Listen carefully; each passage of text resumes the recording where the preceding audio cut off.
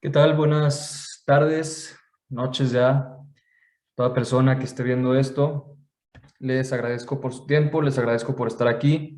Igualmente aprovecho para agradecer a Anaí García por la invitación y por la gestión de este programa de charlas que se llama El Terruño, ¿no?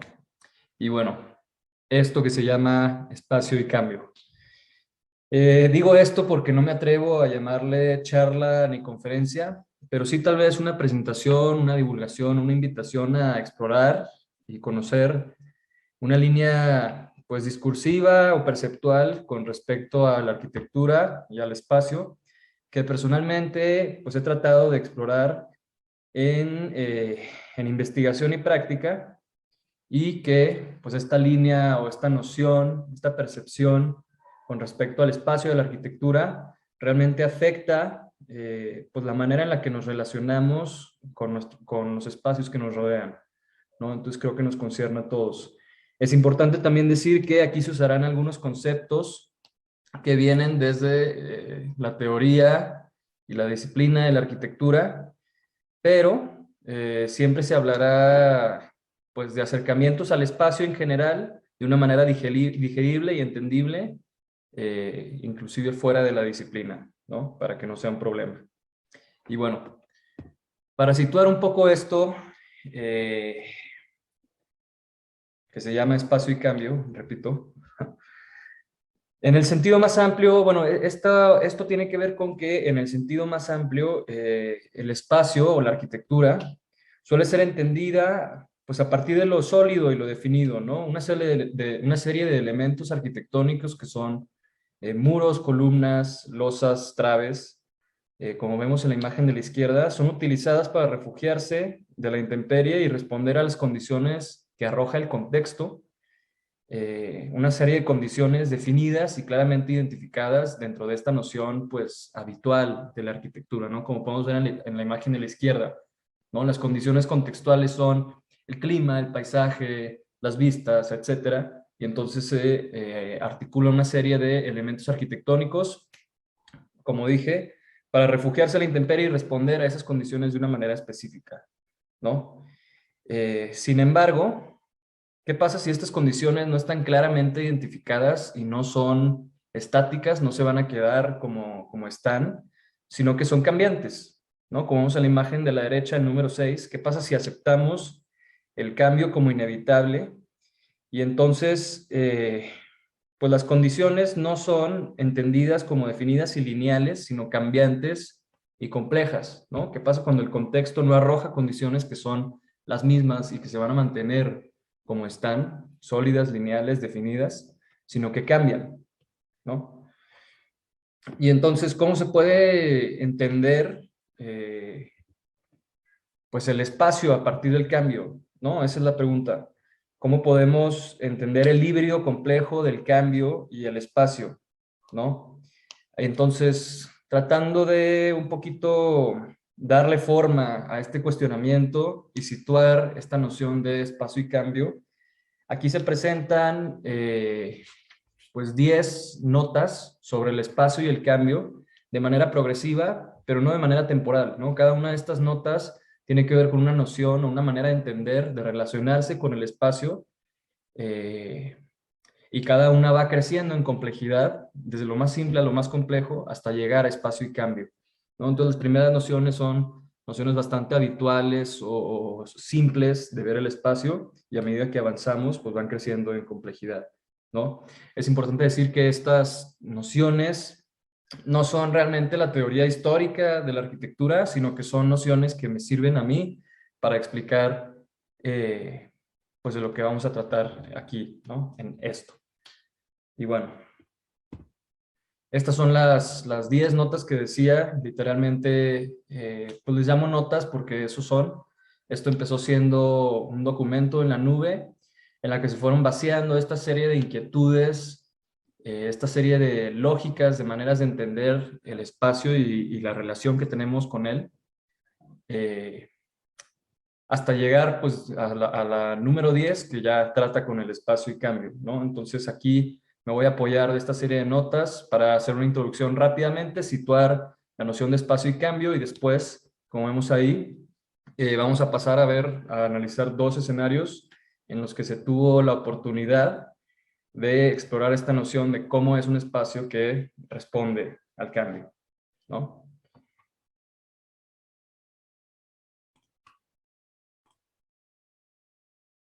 Y bueno, como mencionaba, para llegar a la noción más compleja, espacio y cambio, esta interacción entre los dos polos, pues debemos empezar desde un punto más simple, ¿no?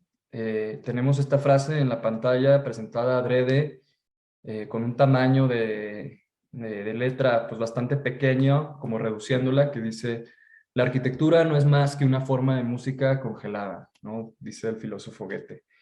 Sin embargo, en mi opinión, esta definición es terriblemente, pues peca de reduccionista un poco y simplifica además lo que puede ser o lo que es la arquitectura, ¿no? La reduce a algo que está congelado a una serie de elementos sólidos que delimitan algún espacio y entonces son una forma de música congelada, ¿no? Como si estuvieran estáticos, ¿no? Entonces, haciendo un poquito un ejercicio similar, reduciendo pues esta manera de entender el espacio, se toma la frase y eh, pues se dice: la arquitectura no es más que, o el espacio no es más que, un conjunto de límites tangibles inertes, ¿no?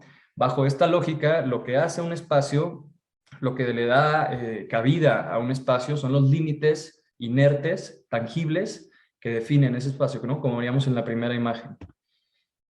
Para explicar un poquito más, me voy a apoyar en esta serie, en el último episodio de esta serie de anime japonesa que se llama Neon Genesis Evangelion, y que en el último episodio el personaje principal es dibujado en un mundo vacío, ¿no? Libre, sin ningún límite, sin ninguna noción de pues base de apoyo, ¿no? Libre, vacío, todo. Y entonces esto ocasiona que el personaje se sienta perdido, ¿no? Final de cuentas es humano y pues de manera inherente necesita una noción de límites para poder construir y articular su realidad, ¿no? Entonces lo que se hace es que se le pone una línea de suelo a manera que tenga un arriba y abajo, un cielo y un suelo, un límite y un vacío, ¿no?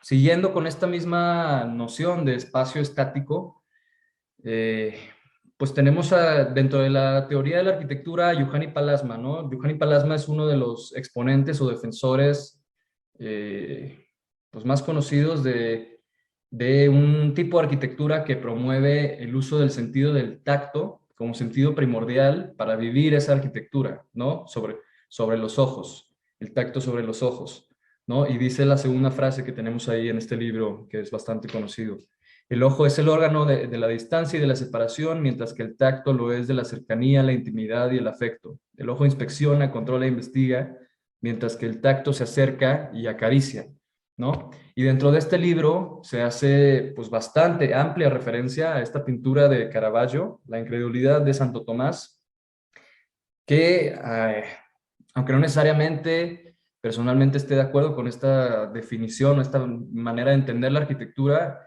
esta pintura la representa bastante bien, ¿no? La arquitectura, el espacio no es, sino, bueno, no es si no se toca, si no es sólido, si no es tangible y si no, pues se puede vivir de una manera directa, ¿no? Tocándolo. Si no, pues como Santo Tomás quedaríamos incrédulos. Eh, Sin embargo, a pesar de que pues el espacio puede entender a partir de una serie de límites tangibles sólidos, pues ¿qué pasa si estos límites tangibles sólidos tienen pues unas cualidades tectónicas pesadas de masa bastante grandes, ¿no? Como vemos en la imagen de la pantalla, el Sigurat de Ur en Mesopotamia, y pues bajo esta lógica es la masa, es la cualidad de solidez, es la cualidad de tectonicidad la que le da presencia y validez a este espacio, ¿no? A esta arquitectura, ¿no? Curiosamente, esta noción de masa, de basamento, pues es común en varias civilizaciones de tiempos pasados, ¿no? En varios en varias latitudes, no solo en Mesopotamia, ¿no? Mesoamérica, Mesopotamia, Egipto, etcétera. Y bueno, bajo esta lógica, pues que dice que la tectonicidad de la arquitectura o del espacio es la que le da validez, pues entonces podemos comparar el Sigurat de Ur a esta casa hecha de lajas de pan, ¿no? Pan de caja, y pues a fin de cuentas los dos tienen solidez, los dos tienen cualidades tectónicas, ¿no? Aunque no sea tan compatible discursiva o conceptualmente, también podemos apreciar esto en esta obra de Jorge Méndez Blake, en la que hace referencia a un anfiteatro seguramente de origen griego, ¿no? Y pues es la misma noción, ¿no? Este tipo de espacios que están definidos a través de su solidez, ¿no? Sus cualidades tectónicas son las que hacen este espacio, ¿no? Este anfiteatro no sería lo mismo si no tuviera estas cualidades pesadas, ¿no? Eso es lo que le da noción.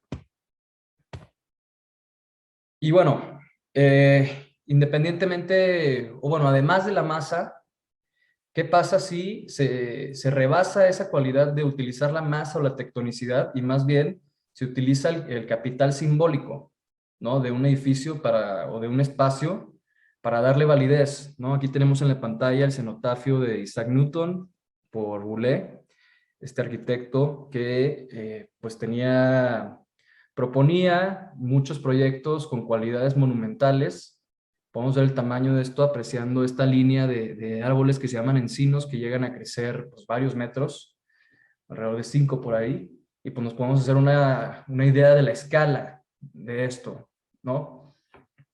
Tenemos el equivalente aquí en México, en Tijuana, el Secut, por Pedro Ramírez Vázquez, arquitecto mexicano y definitivamente los exponentes más claros de este tipo de arquitectura, la arquitectura monumental. Es el arquitecto también de el Estadio Azteca, el Museo Nacional de Antropología, etcétera, ¿no? Y entonces, bajo esta manera, esta lógica de entender la arquitectura del espacio, la monumentalidad o su capital simbólico, el capital simbólico de un espacio, está sobre la funcionalidad, su proporción, su escala, su materialidad, su confort, etcétera, ¿no? El capital simbólico rebasa todas las otras cuestiones con las que lidia o tiene que cumplir la arquitectura, ¿no? O el espacio. Y bueno, ¿qué pasa si estos límites que necesitamos como para definir un espacio y entenderlo, no tienen un carácter tangible y sólido, sino que se diluyen un poquito, ¿no? Se hacen gaseosos. Para explicarlo un poquito, tenemos en la pantalla pues una de las obras de arquitectura más características de pues la lógica de la modernidad americana, ¿no? Esta lógica de progreso, de pues cuestiones de límites tajantes, ¿no? De cuestiones específicas, lineales, ¿no? De procesos completamente lineales y de condiciones definidas, ¿no? Entonces podemos ver la planta arquitectónica a la izquierda y la imagen de la derecha. Nos podemos dar cuenta que esto realmente, como su nombre lo dice, es una casa de vidrio, ¿no? Es un contenedor, una caja de vidrio que tiene ciertos límites muy definidos, ¿no? Y que a pesar de ser de vidrio, pues uno sí tiene noción definitivamente de lo que hace ese espacio como pues, límites ortogonales y definidos, ¿no? Entonces, ¿qué pasa si este contenedor con esas lógicas y esos límites definidos a partir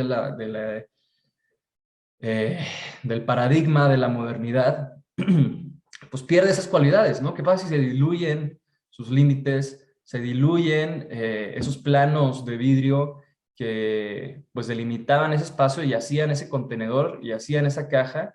Y más bien lo que pasa es que pues se llenan de este vapor de agua que pues eso, ¿no? Que esta intervención del artista Fujiko Nakaya, japonesa, en 2014, lo que trata de hacer es eso, ¿no? Diluir los límites de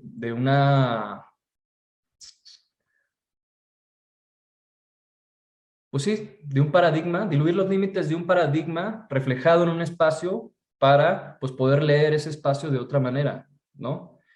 Esto pasa dentro de un contenedor, ¿no? O fuera también, ¿no? Pero se diluyen los límites de un contenedor. ¿Qué pasa si se lleva esto más al extremo? Y entonces el gas no está dentro del espacio y diluye sus límites, sino que el gas es el espacio y el espacio es el gas, ¿no? Aquí tenemos esta propuesta de Diller, Scofidio más Renfro, del pabellón de Suiza para la Expo Mundial, en el que la idea era hacer un edificio pues que se borre del horizonte y pero que permanezca ahí, ¿no? Porque el edificio es una nube de vapor de agua y pues entonces esos límites que antes eran tangibles, esos elementos arquitectónicos que antes definían un espacio, ya no están, ¿no? Lo que hay es vapor de agua, pero no significa que eso no pueda definir un espacio, ¿no? Entonces, entendiendo esto, podemos decir que eh, pues otra vez, ¿no? El espacio no es más que una envolvente intangible cambiante, ¿no? Esta nube de gas, esta envolvente que tiene condiciones cambiantes, pero que a fin de cuentas sigue delimitando el espacio, ¿no?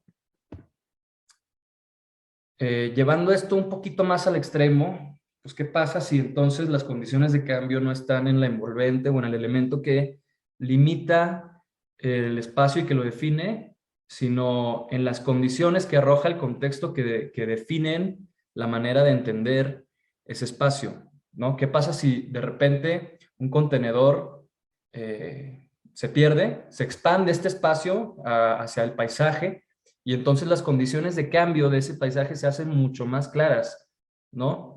Aquí podemos ver un ejemplo de esto que estamos tratando de abordar aquí, ¿no? Esto se llama Campo de Relámpagos, es por Walter de María, es una pieza de land art y pues básicamente tiene que ver con tomar una planicie que es muy propensa a las tormentas eléctricas y generar una retícula de pararrayos para que entonces, pues, esto se vuelva un campo de relámpagos, ¿no? Cada vez que hay una tormenta eléctrica, pues se puede apreciar cómo caen los rayos o los relámpagos en cada uno de estos pararrayos, ¿no? Entonces las condiciones cambiantes, en este caso climáticas, del paisaje se hacen mucho más inherentes y se expande este espacio, ¿no? Y entonces con esta pieza de land art, pues se puede interactuar con esas condiciones cambiantes, ¿no?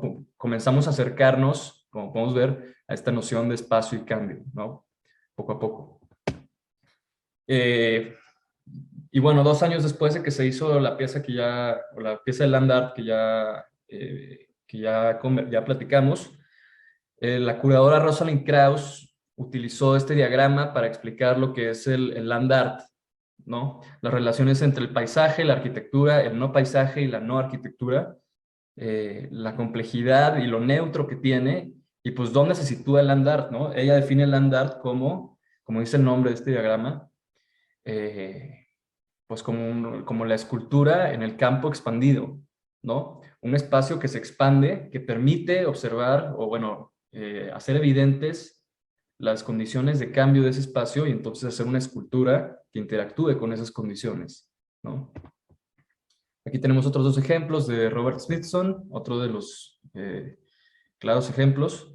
A la derecha el Spiral Jetty, que pues básicamente es una especie de andador que se encuentra en una laguna salina que sube y baja de nivel o se seca y entonces pues este espiral a veces está sumergido, a veces está pues sobre una película de sal, como podemos ver en este caso de la derecha, y a veces pues tiene nada más un espejo de agua, ¿no? Entonces según lo que dicta el paisaje, según el cambio en el paisaje, pues cambia el espacio, ¿no? A la izquierda igual podemos ver una intervención que hizo en la selva de Yucatán, consistía en colocar unos espejos en la base de un árbol y dejar que la entropía natural inherente del bosque, o de la selva, perdón, modificara la manera en la que pues esos espejos se comportan, ¿no?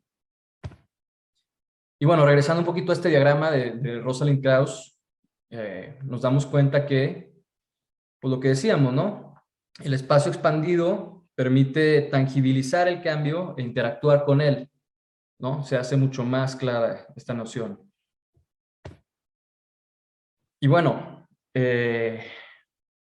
¿cómo entonces un espacio, un objeto arquitectónico puede responder a condiciones de cambio, ¿no?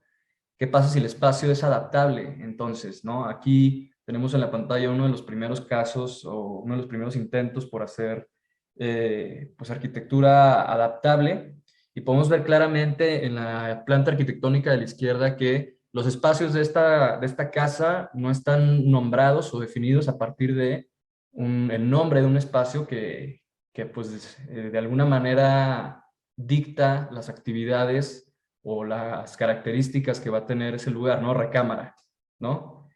Sala de estar, baño, ¿no? Más bien lo que está reflejado en la planta son actividades que se pueden usar en esos espacios, que se pueden llevar a cabo en esos espacios. Y pues esto, ¿por qué? Porque esta casa está pensada para que cada uno de estos espacios se pueda abrir y cerrar, como podemos ver en la imagen de la derecha, se ven los rieles en el techo, y entonces se pueda leer este espacio como uno mismo o como seccionado, ¿no? Sin embargo, pues cada espacio cuando está cerrado es importante que no se lea como, pues como eso, como un programa arquitectónico designado por su nombre, sino como algo mucho más flexible, más variable, más adaptable, ¿no? Más, que se pueda mutar con respecto al cambio, ¿no? Con respecto a lo que se necesita. Aquí las condiciones de cambio, o sea, las condiciones contextuales que dictan cómo se comporta ese cambio, pues funcionan, o bueno, responden a una lógica residencial, ¿no? Habitacional. Y bueno, un ejemplo más claro, una escala un poco más grande, es el Centro Pompidou, ¿no? Pues centro cultural en el que cada elemento divisorio arquitectónico en su interior, cada muro, etcétera, se puede mover o quitar según lo que se necesite, ¿no? Según las actividades que estén tomando lugar ahí dentro, ¿no? Sin embargo, pues esta no es una interacción realmente constante con las condiciones cambiantes, ¿no?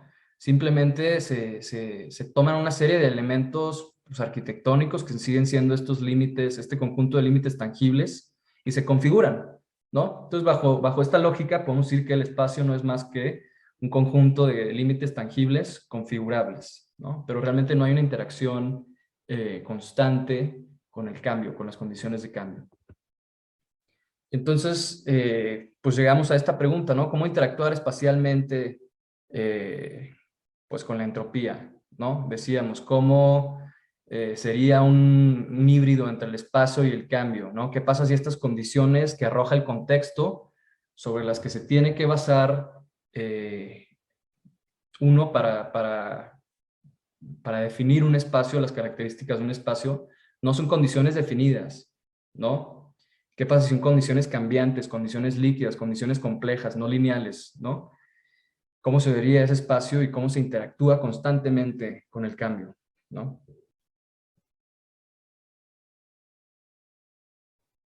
Y bueno, como decía, para especular sobre una posible respuesta, vamos a revisar dos escenarios, ¿no? Dos casos de estudio. El primero tiene que ver con espacio expositivo y cambio, ¿no? La tarea en este escenario, en este proyecto, era tomar un contenedor pues que pudiera parecer genérico, ¿no? Que pudiera parecer cualquier local comercial, pero realmente no lo es, y transformarlo en una galería de arte contemporáneo, ¿no? Un espacio expositivo, ¿no? Sin embargo, pues bueno, primero que nada cabe recalcar que todo el proceso de diseño de este espacio de Galería Torranoa, así se llama la Galería de Arte Contemporáneo, que se ubica aquí en La Laguna, pues fue un proceso con un grado de complejidad altísimo y que se llevó a cabo desde diferentes frentes, desde muchos, para llegar al resultado que se llegó, ¿no? Si yo quisiera hablar de todo el proceso que llevó, pues me tardaría años, ¿no? De por sí me gusta hablar. Pero bueno, aquí solo me voy a centrar entonces en lo que es pertinente o lo que me sirve a mí para explicar esta noción de espacio y cambio, ¿no?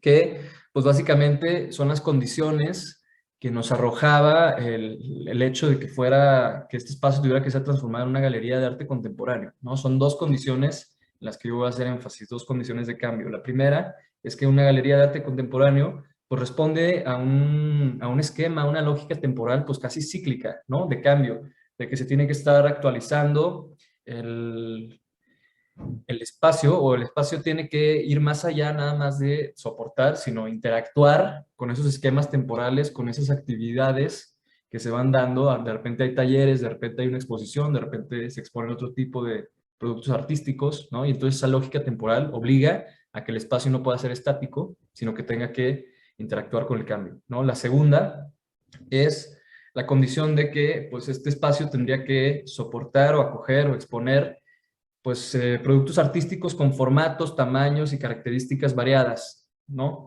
Esa condición de que pues, no se puede hacer un espacio pues, rígido que solamente reciba un tipo de objetos, de productos artísticos, sino toda la gama y todo el rango de las características súper variadas que tienen los productos artísticos, ¿no? Muy característico del arte contemporáneo, ¿no?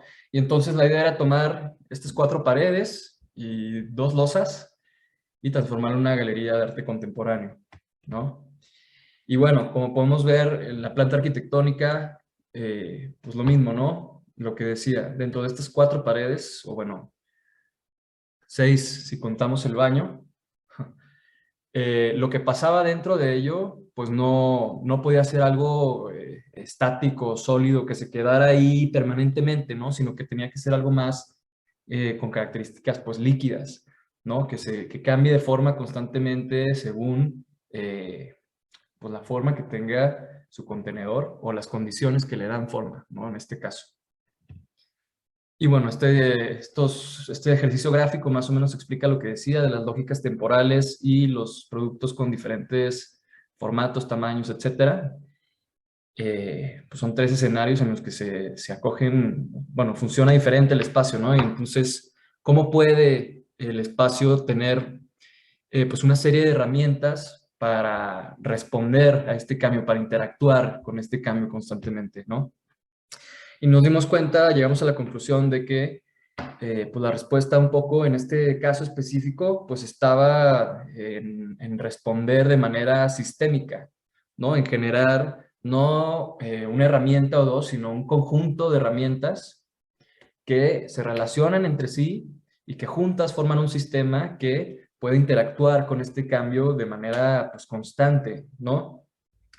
Cada pieza tal vez no tiene tanto chiste por sí sola, pero es a partir de su interacción y su carácter pues, sistemático que cobra sentido esto, ¿no? Entonces, básicamente a lo que se llegó fue un sistema complejo de herramientas de exposición, ¿no? Y bueno, aquí voy a hablar de 2 de las herramientas, son muchas las herramientas que se generaron, pero aquí voy a hablar de las 2 principales o las 2 que más evidentes son. Y bueno, para hablar de la primera, pues nos dimos cuenta de que por requerimiento de programa arquitectónico, pues el espacio tenía que acoger una barra, que es un área fija, y áreas variables, que son las de exposición, talleres, etcétera, ¿no? Pero sin embargo, pues dependiendo de lo que se está exponiendo, de la actividad que esté llevando a cabo, pues el área de exposición o el área variable, pues crece o se hace más chica, ¿no? Estas áreas varían realmente y también dentro de la misma exposición, pues se tiene que tener la condición de que las áreas dentro de este contenedor pues puedan entenderse como áreas conectadas o separadas o juntas o un mismo espacio, se tiene que tener esa posibilidad, ¿no? Y entonces tomamos como pauta las vigas metálicas que tenía el techo de la estructura, el techo, perdón, del espacio, la estructura, las IPRs, y bueno, y realizamos una serie de ejercicios gráficos y conceptuales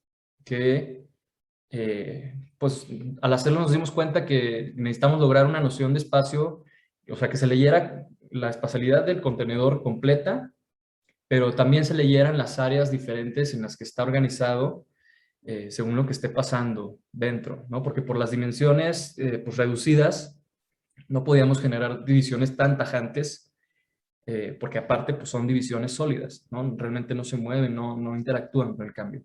¿no? Entonces, al hacer este ejercicio gráfico de la izquierda, nos dimos cuenta que tal vez la respuesta era pues una serie de planos verticales, casi casi como muros, pero no, nada que ver con los muros, que pues estuvieran perpendiculares a la vista cuando uno entra, y entonces al ponerlos, pues uno puede organizar o acotar, no limitar, las áreas de las diferentes expos, ¿no? Sin embargo, también queríamos que, como, bueno, como dije, no fuera un elemento limitante, tajante, que corte el espacio. Entonces, pues, ¿qué pasa si ese plano bidimensional tiene características permeables y permite que las áreas se relacionen entre ellas, ¿no?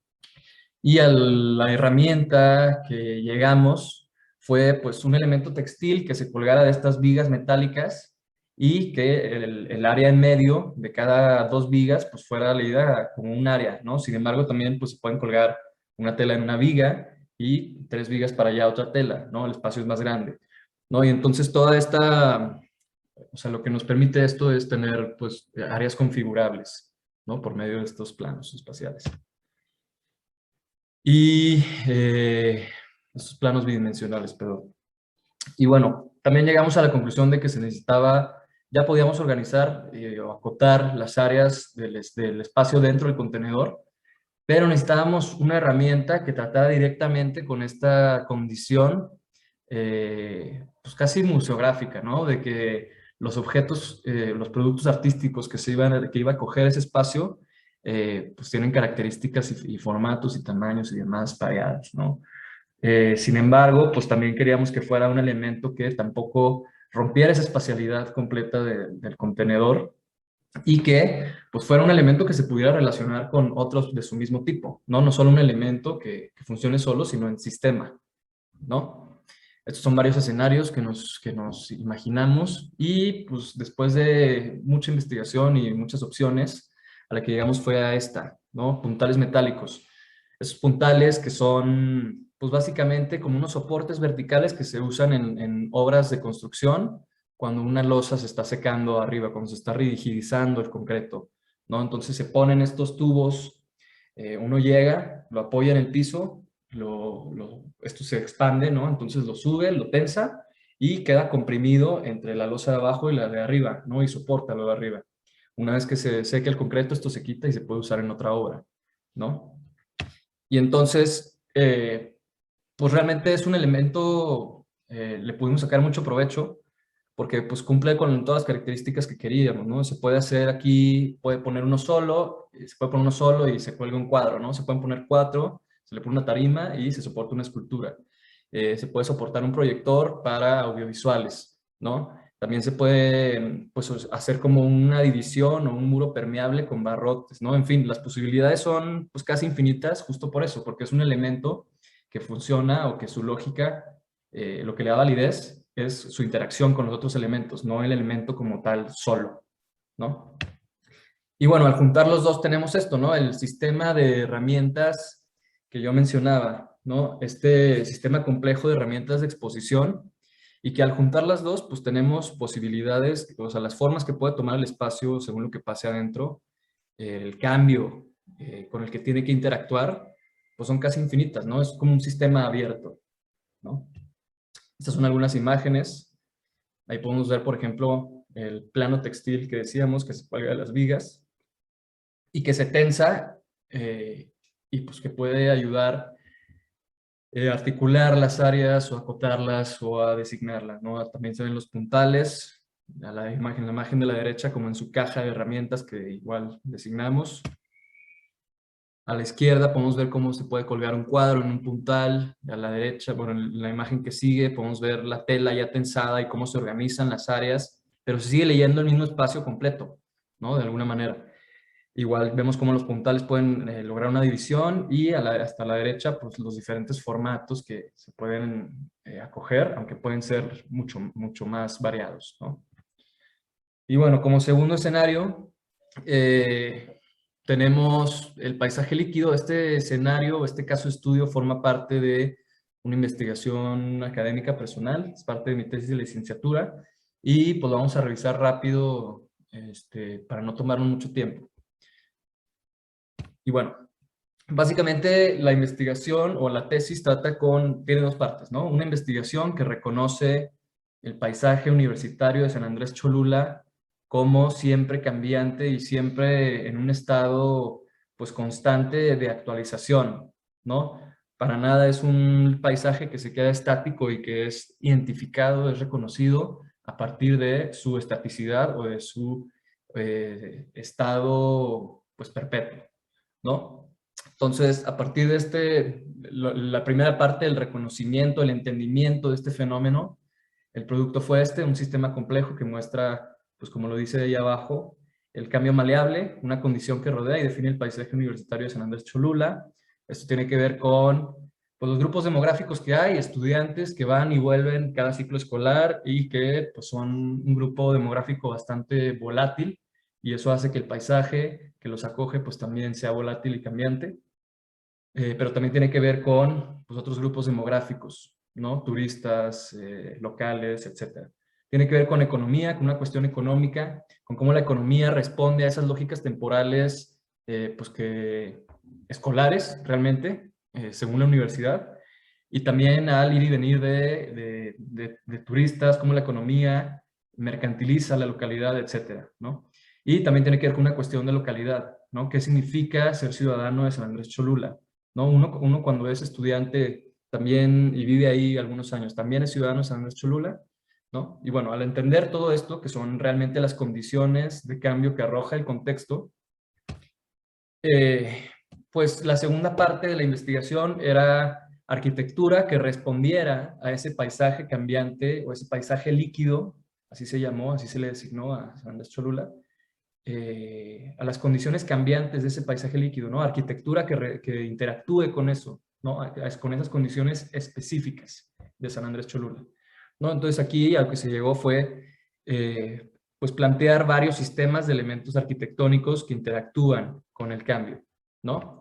Entonces, como parte de la investigación, se hizo esta especie de catálogo que identifica elementos, pues tal vez no arquitectónicos, pero sí espaciales, que tienen cierta sensibilidad o se relacionan al cambio, ¿no? Interactúan con él. Entonces vemos cables eléctricos y postes que siempre están sobre la cabeza de uno cuando camina en Cholula y que tienen que ver con la rápida urbanización, palapas, aunque estamos en Puebla, en el centro del país, y nada que ver con el clima, toldos de lona que se abren y cierran según el clima, letreros que se sacan y se meten de los bares y restaurantes, los establecimientos que van cambiando, etcétera, ¿no? Entonces se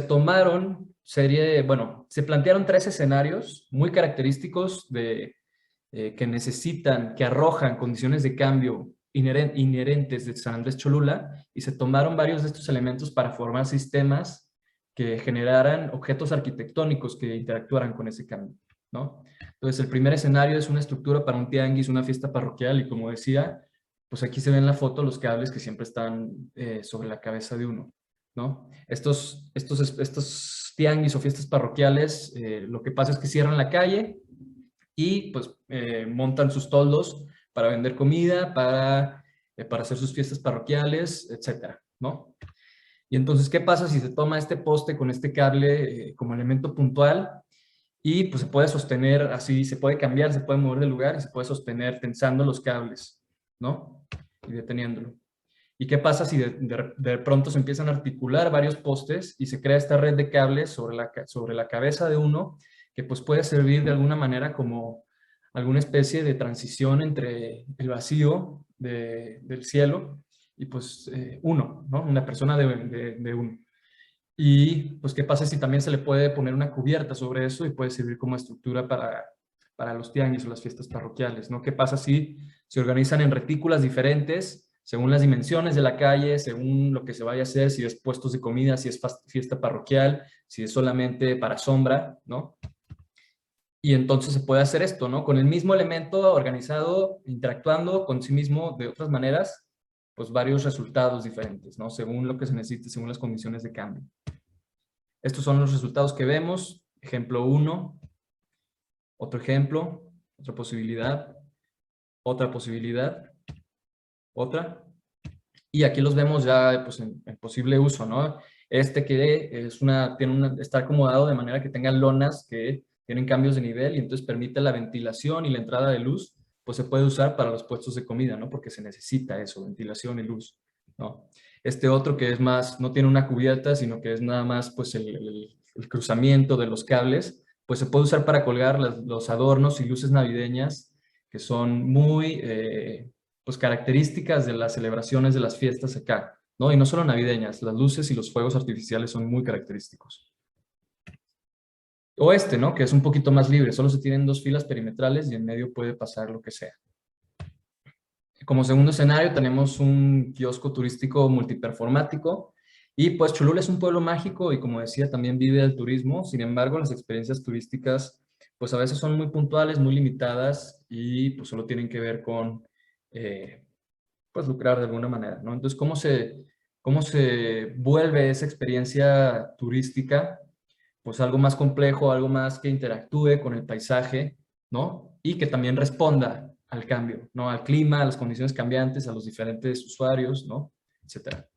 Entonces se tiene este kiosco que se toma como base para pedir informes, para pues tratar con cualquier noción relacionada al turismo y, pero se toma un elemento pues muy característico del lugar, de la construcción del lugar, que es la bovedilla, ese elemento que parece un block que vemos ahí, pero que se usa realmente para los techos, ¿no? ¿Y qué pasa si se toma este elemento y entonces se ensambla, se articula, se va construyendo con esta lógica muy cholulteca de construir apilando? Y se puede hacer entonces un aparador para poner productos turísticos o una silla, ¿no? O una banca más larga. Un pedestal para subir y tomarse la foto con cualquier atractivo turístico, ¿no?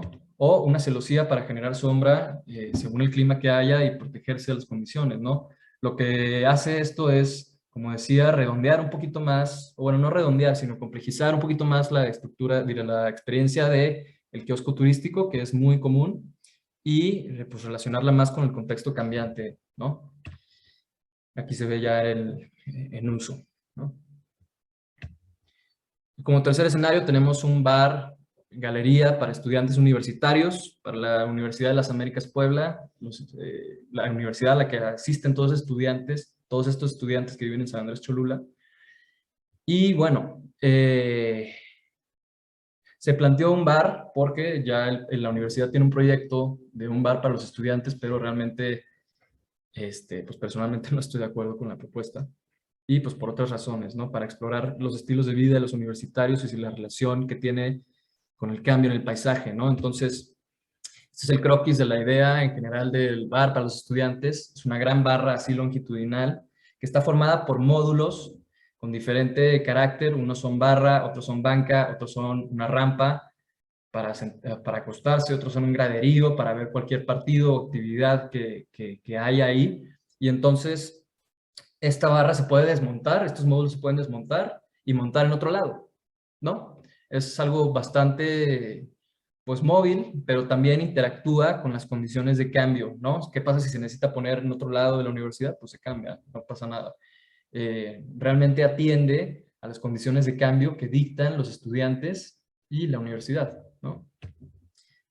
Y bueno, ¿qué pasa si después esta barra pues también se tiene que proteger ante la intemperie, ¿no? Entonces, ¿qué pasa si toman estos toldos de lona que yo decía que se pueden abrir y cerrar según el clima, según lo que se necesite, según las actividades, y pues se cubre esa barra, ¿no? Y entonces se tiene los diferentes módulos que ensamblan ese bar en conjunto, se cubren con estos toldos que generan sombra, pero permiten ventilación. Es un ambiente pues ameno, medio aporticado, en el que se puede pues estar y pues hacer diferentes actividades. ¿Y qué pasa si al final se expanden estos toldos y se genera un espacio con dimensiones más amplias y más flexibilidad para ser usado como tal vez galería o para acoger cualquier evento estudiantil que haya, ¿no? Aquí ya lo vemos en uso.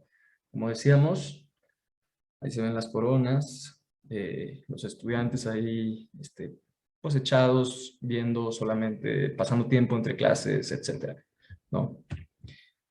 Este es el otro espacio ya que veíamos que es multiuso, se puede usar como galería, como decía, o para cualquier evento estudiantil, realmente, ¿no? Aquí otra vista. Y bueno, como conclusión, regresando a un poquito a esta nota número 7 que preguntaba cómo interactuar espacialmente con la entropía. Pues bueno, a partir de la experiencia en los escenarios que pudimos ver, aunque en los dos se respondió de manera sistémica, se puede llegar a la conclusión de que pues no existe una sola respuesta, ¿no? Esta relación, esta hibridación entre espacio y cambio realmente tiene 500 maneras o infinitas de ser abordada, ¿no? Realmente es una condición muy amplia y entonces cómo hacer, cómo llegar a una propuesta específica, ¿no? A un espacio, específico que responda a esas condiciones contextuales de cambio, ¿no? Personalmente, pues, repito, ¿no? Después de poder especular sobre posibles respuestas en estos dos escenarios, eh, pues se encuentra que la clave está en el reconocimiento de las condiciones de cambio específico, ¿no? Es decir, se tiene que entender por qué hay ese cambio, de dónde viene, cómo se materializa, de dónde, o sea, generar un entendimiento complejo del funcionamiento de ese cambio, de esas condiciones de cambio, y entonces así, pues basándose en esa especificidad, ¿no? Porque esas condiciones de cambio pues, no son las mismas, por ejemplo, en Torreón que en Cholula. Y ya con base en eso, pues plantear de alguna manera una propuesta espacial o arquitectónica que atienda a esas condiciones, ¿no? Y pues como podemos ver, como pudimos ver en los ejemplos que vimos, ¿no? Tal vez aquí lo que importa en este tipo de pues, lógica arquitectónica o espacial no es el rigor arquitectónico o la técnica con la que está construido, sino realmente lo que le da sentido a ese tipo de arquitectura, a ese espacio, pues es su relación y su interacción directa y constante con ese estado de cambio que arrojan las condiciones contextuales, ¿no? Y bueno, por último, pues aprovecho para agradecerles, espero haya sido de su agrado. Y nada, me despido. Buenas noches. Gracias por su tiempo y por estar aquí. Saludos.